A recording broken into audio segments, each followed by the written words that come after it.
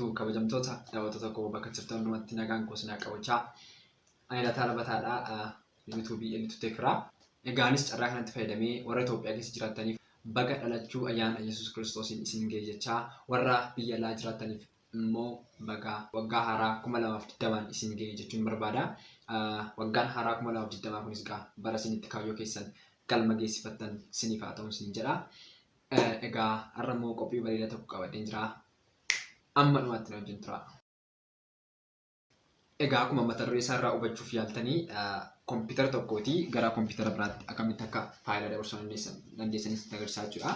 Kompiitara kanarraatii gara kompiitara kanarraa gara kompiitara kanaattis ta'uu danda'a.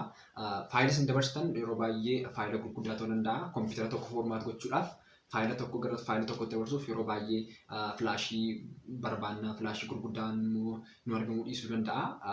Kanaaf yeroo itti rakkannu hin jiraata. Kun garuu normaalii gatii salphaatiin keebilii bitannee yookiin immoo keebilii intarneetii itti fayyadamuun kana gochuu dandeenya jechuudha. Keebiliin kun gosa garaagaraa qaba. Kan biyya keessatti oomishamu jira, kan biyya alaatii dhufu jira. Isaan faayilaa gam tokkootii gara gama biraatti dabarsinaa jechuudha. Kanaaf amma fakkeenyaaf keebiliin gosa kanaa ta'uu danda'a. Keebiliin kun amma normaalii suuqii irraatiin argattu. Yookiin gosa kanaa ta'uu danda'a. Kunis suuqii irraa argachuu dandeessu. Yookiin akka kanattis ta'uu danda'a. Meetirii isaanis garaagaraa kan malees saayiziin isaanis garaagaraa. Akkasumas biyya keessattis kan hojjetamuu fi biyya alaattis kan dhufu jira. Gosa garaagaraatu jira. Kanaaf fakkeenyaaf kun kan biyya keessaadha. Meetiraan lamadha. Meetirri lamaan isaa naannoo birrii 50 waan akkasiidha. Meetirri tokko naannoo birrii 20 waan akkasiidha. 25 waan akkasiidha. Kanaaf kana argachuu dandeessu jechuudha suuqii irraatii. Gatii gadi bu'aatiin bitachuu dandeessu. Yoo barbaadan immoo suuqii irraatii fakkeenyaaf meetira tokkoof walakkaadha. Kallattii meetira isaaniitiin garaagaradha. Kallattii akkasumas ispiidii dabarsuu isaaniitiin yookiin immoo keebilooti keessa jiraniis garaagaradha. Gosa kanaas ta'uu danda'a. Baay'ee simplii qabuuf waan ta'udha. Just like this. Kun meetira tokko jechuudha. Kunis keebilii intarneetiidha. Kanaan dabarsuu dandeessu. Barbaadanis kunoo kanaanis dabarsuu dandeessu jechuudha. Kun warra biyya alaatti dhufandha. Itoophiyaatti hojjetamudha jechuudha. Kun meetira sadansaa naannoo birrii 200 waan akkasiidha. 200 250 waan akkasiidha. Naannoo kanaatiin suuqii irraa argattu. Normaalii kunis tokkuma kan Itoophiyaatti waan ta'u durabiliitii dhabuu danda'a kan jedhudha malee kan ishee yeroo baay'ee waan gadhiistuuf kanadha jechuudha. Kanaaf amma faayilaa kompiitara tokko irraatii gara kompiitara tokkotti dabarsan isinitti agarsiisaa jechuudha. Baay'ee salphaa fi bifa namatti toluun kan isinitti agarsiisu. Jalqaba irratti wanti isin gootanii kompiitara keessan irratti kan sakka'uu qabu jechuudha.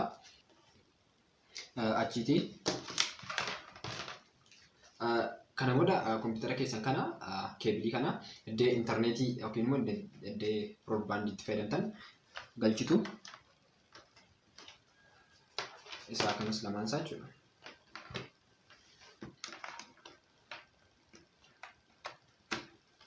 Ergatti galchitanii amma akkamitti akka fayyadamtan isinitti agarsiisaa jechuudha. Kompiitara isa kanarraatii gara isa kanarraatti isinii dabarsaa jechuudha. Kanaaf jalqaba irratti wanti isin gootanii iddoo intarneetii deemtu. Iddoo intarneetii gaafa deemu noo intarneetichaa jira. Lamaan isaa irraa jechuudha. Kunoo kanarraas akkas jechaa jira. Isa kanarraas lamaan isaa noo neetworkachaa jira. Kanaaf lamaan iddoo intarneetii kanarratti kilik gootanii raayit kilik gootanii open network and internet sharing jettu jechuudha. Lamaan isaa yoo akkasumatti bantu. Erga bantaniitii bifa kanaatiin isin dhufa. Lamaan isaayyuu bifa kanaatiin isin dhufeera. Kana booda kan isin gootanii sharing option kan jedhu kana irratti kilik gootu jechuudha. Gaafa sharing option jettanii bifa kanaatiin kan isin fidu. Kanaaf jalqaba waan isin gochuu qabdan isin agarsiisaa. Kana booda iddoo kanatti turn on network discovery kan jedhu irratti kilik godhattu. Kana booda ammas all network kan jedhu kana irratti kilik gootanii turn on sharing so anyone with network access kan jedhu kana irratti turn on kan jettu irratti kilik gootu jechuudha. Ammas gadi buutanii password off jettu. Passwordii hin barbaachisu waan ta'eef fayyuma isin jeequu danda'a waan ta'eef akkasumatti turn off gootu. Isa kanarras deemtanii haala nama isinitti himeen hin gootu jechuudha. Isa kompiitara isa biraarrattis bifuma kanaatiin turn on gootu jechuudha. Lamaan isaa irratti on gootu. gootu. Kana waan isaa of gootu jechuudha. Password isaa jen save jettu. Lamaan isaa save gochuu hin dagatina. Amma kana booda waan isin gootanii gadi butanii network and sharing kan jedhu kanatti click gootu. Lamaan isaa irratti jechuudha. Kanarraas kana booda amma bifa kanaatti ergii dhufneeti baay'ee salphaadha. Ergii amma iddoo kana dhufneeti. Amma immoo internet kan jettu kun jirti. Internet kan jettu kanarratti double click gootan jechuudha. Ergi double click irratti gooneeti bifa kanaatiin kan inni dhufu. Kana booda property kan jedhu irratti click goona. Kana booda as keessaatii internet protocol version 4 kan jedhu jechuudha. Kun iddoo kanarratti kun akkuma argitanii jechuudha. Version isaa 4 kan 6 miti gajjallaa 6 waan jiruuf isa kana adda baafadhaa. Gadi bu'aatii keessaatii version 4 kan jedhu irratti click gootanii kana booda obtain IP address automatically jedhaa jira. Automatically IP address yookiin immoo kan inni internet wajjin walitti hidhameeru jechuudha. Normally IP isaa isaanii automatically kana gara manualitti deebisuu qabna yookiin immoo system user akka useriin fayyadamutti jechuudha. Kanaaf iddoo kanatti use following IP address kan jedhu irratti click gootanii IP laannaaf jechuudha. Normally IP beekuuf dhiisuu keessan miti iddoo kanatti waan isin barbaachisu kallattii ana amma isinitti himeen follow gootaniyyuu wanticha baruu dandeessu jechuudha. Wanticha fayyadamuu dandeessu jechuudha. Kallattii ana amma isinitti agarsiisuun fayyadamtanii wanticha baruu dandeessu jechuudha. Dirqama IP wayyaa IP sanaa barumsi hin barbaachisu. Kanaaf iddoo kanatti amma 192 168 tokko achitti qo'annee 20 akkanatti normally kana IP isaa iddoo kanatti tokkoof 20 kana hangaraa keessanii guutuu dandeessu. Garuu immoo akkuma nuuf ta'utti iddoo kompiitara isa jalqabaa kanarratti 10 guunnaa. Lammaffaa irratti immoo 20 guunnee wal jijjiirree ilaallaa jechuudha. Achitti subnet max kan jedhu kana normally akkasumatti gaafa isin click irratti gootanii automatically ofirraa guutaa. Kana booda nu barbaachisu jechuudha irratti barreessuun subnet max kan jedhu kanarratti jechuudha. Kana booda kan kompiitara sana jalqabaaf ta'e waan ta'eef zan okay jennaa jechuudha. Kompiitara lammaffaa irra dhufnee akkuma ammaa goona.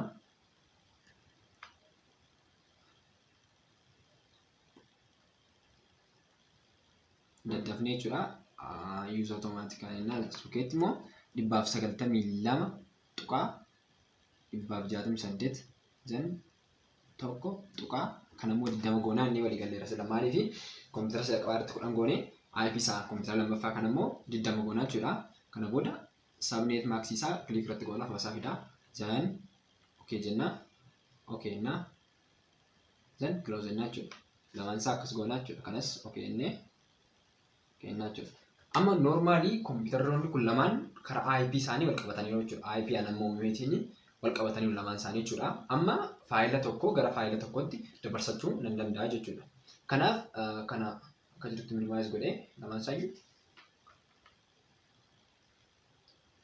amma guutummaa guututti wal qabsiiseen jira jechuudha. Kompiitaroota kana fallaaniitiin IP isaanii fayyadamee IP anammoo ofii kootiin uumeefiitiin kanaaf amma faayilan share godhaa jechuudha. Faayila fakkeenyaaf kompiitara isa kanarraatiin share godhaa. Kompiitara isa kanarraa fakkeenyaaf amma fiilmii Taayitaanikii kana share gochuun barbaade. Fiilmiin Taayitaanikii kun amma propertii isaa ilaallaa. GB 3dha. GB 3dha. Taayitaanikii yeroo dhiyoo bahedha. 1800 kwalitii isaa kwalitii baay'ee qabuufidha. GB 3 ta'ee kanaaf amma GB 3 kan qabu kanadha jechuudha. Fakkeenyaaf kanaaf amma maaliin godhaa right click irratti gootanii faayila barbaadan fakkeenyaaf isin waan keessa jiraachuu danda'a. Fakkeenyaaf my document keessa jiraachuu danda'a. Definitely ta'uu danda'a. Fakkeenyaaf right click irratti gootanii share jechuudha. Kanaaf amma Taayitaanikii kanarratti click godheen achitti get access to jedhaa jechuudha. Get access to jedhaa yookiin immoo waan ta'uu danda'a. Yookiin immoo share jechuu danda'a. Kun amma Windows haaraa waan ta'eef Windows 10 haaraa waan ta'eefdha. Get access jedhee fida waan ta'eef isinii yoo share jedhee jira ta'e share ittiin jechuudha. Achitti kan isin jettanii specific people kan jedhu kanarratti click gootu. Irratti click gootanii bifa kanaatiin isin dhufa. Kana booda iddoo kanarratti milikkita addeen agarsiisaa jiru kanatti click gootanii to everyone jettanii then add jechuudha. Maaliif waan sana keessa add godha. Amma gaafa add godhu kunoo everyone adda kana dhufeera jechuudha. Amma everyone iddoo kana dhufeera optionii kana as bukkeetti kan agartan read kan jedhudha. Iddoo kanatti immoo kan agartan write kan jedhudha. Read and write fi read qofaa jechuudha. Read qofa yoo ta'e baay'ee gaariidha. Read and write jechuun namni suni faayila sana achuma keessa taa'ee balleessuu danda'a jechuudha faayila keessa sin jala. Kun immoo gaarii waan hin taaneef read qofa irratti yoo kilik gootan gaariidha. Then share jettu jechuudha. Kana booda amma share ta'ee deebi'e jechuudha. Amma kompiitara lammaffaa irra deemeen isa kana isa share ta'e kana achirraa fayyadamaa jechuudha. Faayilli keessan gurguddaa ta'uu danda'a. Fakkeenyaaf my document guutummaa isaa share gochuun barbaade click irratti godhee my document fakkeenyaaf faayila gurguddaa isin qabdan my document irra keessa yoo ta'e get access jedhee specific biladhee then sharing godhaa jechuudha. Kallattii mani kananii click irratti godhee as bukkeetti everyone jedha. Kana booda add jedha. Kana booda sharing jedha. Kompiitara biraa irratti immoo faayilaan asitti share godhe kana achitti immoo deemeen fudhadhaa jechuudha. Kanaaf amma kompiitara isa tokko irra deemnee immoo kompiitara asii share goone kana akkamitti akka fudhannu immoo isinitti agarsiisaa jechuudha. Asii dhuftanii ergi kompiitara isa kanarra galtaniiti. Kompiitara isa kanarraati immoo share iddoo iddoo search batanii irratti run ittanii barreessitu. Ergi run ittaniiti running aappii kun isinii dhufti. Kana booda aappii kana bantu jechuudha. Aappii kana yeroo bantanii bifa kanaatti isinii dhufa. Keessa jiru kana balleessitanii slash gootanii IP jalqabaa yookiin immoo IP kompiitara isa jalqabaa kana kan isin keessa galchitanii innis fakkeenyaaf dhibbaaf IP'n kompiitara jalqabaa kanaa immoo 292 tuqaa 268 tuqaa tokko tuqaa 10 ture jechuudha. Akkuma kana barreessitanii amma isin gootan intarneetti buutu jechuudha. Amma kunoo kana inni isin fide user jedhee fide jechuudha. Kun amma kompiitara isa kanarratti share godhee gara kanaatti dabarsaa jira jechuudha. Kanaaf amma nan banaa gaafa banuu lataa PCdha. Lataadhaan PC godha waan ta'eef inni kun immoo isa kanarratti dabarsuudha nan banaa jechuudha. Akkuma argitanii deeskitooppiidha. Deeskitooppii irraan share godhe waan ta'eef sila inni kun dookumentiidha. Dookumentii amma kana share godhee deeskitooppii keessa galee fakkeenyaaf kunoo taayitaanikiidha. Taayitaanikii gaafa banuu kunoo GB 3 kan qabatee viidiyoon sun keessa jira jechuudha. Kana booda akkuma jirutti kanatti right click irratti godheen copy godhadhaa. Then desktop irratti dhufee pasting godhaa jechuudha fakkeenyaaf nan barbaade. Kun akkuma agartanii speediin isaa baay'ee ariifiidha. Faayila gurguddaa yeroo dheeraaf dabarsuu barbaadan immoo lamaan isaa kompiitara keessan sirriitti guuttanii akka inni of hin cufne gootanii irra keessaniifaa rafuu dandeessu. Fakkeenyaaf GB 200 300 1000 waan akkasii dabarsu taanaan bifa kanaatiin dabarsuu dandeessu. Kana malees keebilii keessan irratti hundaa'ee yoo barbaadan immoo speedii isaa ittiin dabaluu barbaadanii keebiliin keessan gosa qabaa gaafa bittan keebilii isaa speedii guddaadhaan kan dabarsuttanii bituu dandeessu jechuudha. Amma meegaabaayitii 100tti dabarsuu dandeessu. Meegaabaayitii 100% jechuudha. Kanaaf bifa kanaatiin amma faayidaa dabarfachuu ni dandeessu jechuudha. Kompiitara tokkorraatii gara kompiitara tokkootti mala salphaa fi mala baay'ee gabaabaa ta'e waan ta'eef hin taane jira jedhee yaadu. Kanaaf kana fakkaataa qophii anarra isiniif dhiyeessee akka irraa barumsa guddaa argattanii abdii guddaan qabaa.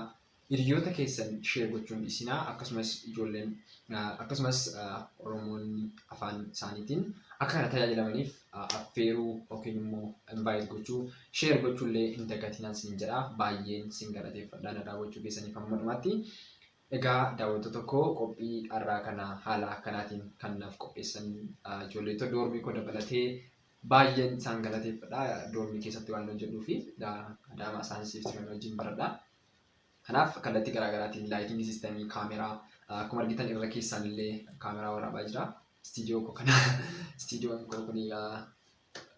doormii keessattidha.